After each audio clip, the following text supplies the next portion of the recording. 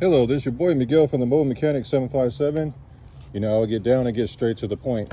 If you are working on something like this temperature sensor and you had to pull it out because the store didn't send you another one with the water outlet, because I'm replacing the water outlet right now as we speak, you can use Teflon tape. If you don't trust that O-ring, you don't have an O-ring on hand, you probably have Teflon tape somewhere.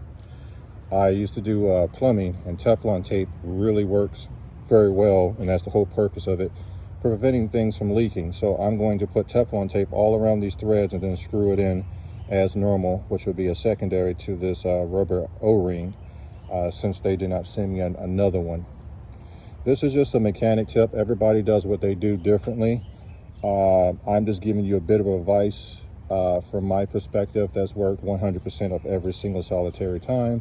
There are other ways of doing this, but this is the particular way I'm doing this for this particular job today. If you like these videos, please like, subscribe, and share, and please leave positive comments. Thank you.